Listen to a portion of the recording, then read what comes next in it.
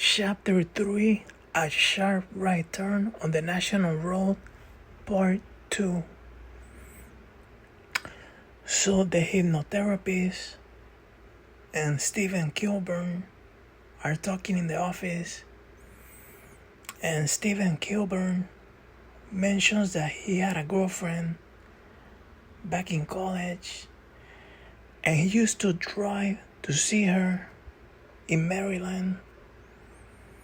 And when he went to see her, there was like a stretch of road that was 10 or 15 miles, and it was very deserted. Like the streets were not lighted,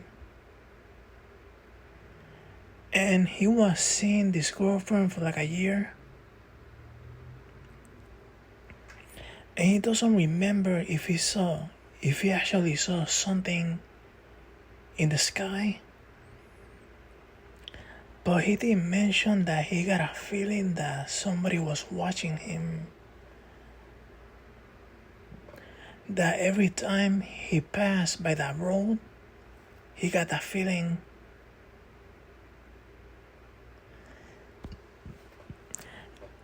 And there was like a main experience that he says that he maybe suffered like a loss of time. And he was just saying that driving on that road, that was seem like the type of place where people will have a UFO encounter, because that area is very desolate. And he doesn't remember that many details, but he does remember that he was driving his sister's Toyota. And he also remembers seeing his car pull over to the side, and that he was walking in front of the car to the right.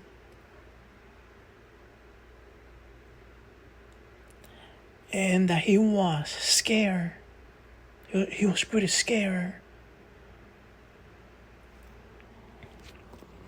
That he had a feeling of being trapped on his car, or wishing that he could go faster.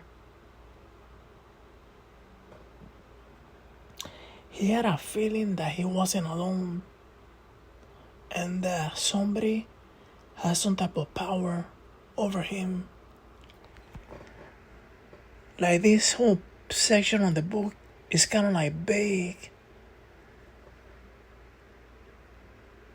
So this is the conversation that Stephen and the hypnotherapist were having. And then they were gonna begin the hypnosis. And Stephen made himself comfortable. And then Dr. Franklin, the hypnotherapist, began to induce the trance state. So Steve was talking about being in the car, driving home, and feeling drowsy. He also described opening the window to get some air. And he also mentioned that he stopped the car. So when he was on the trance, he was motionless, and his voice was very soft.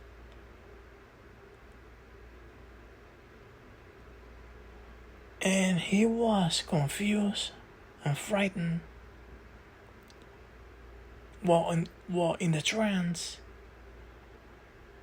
And he was just saying that he was just standing alongside the car, and he was looking towards a metal fence.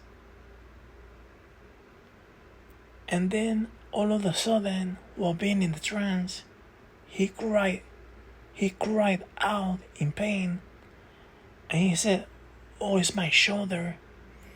there's a clamp. It hurts. I can't move.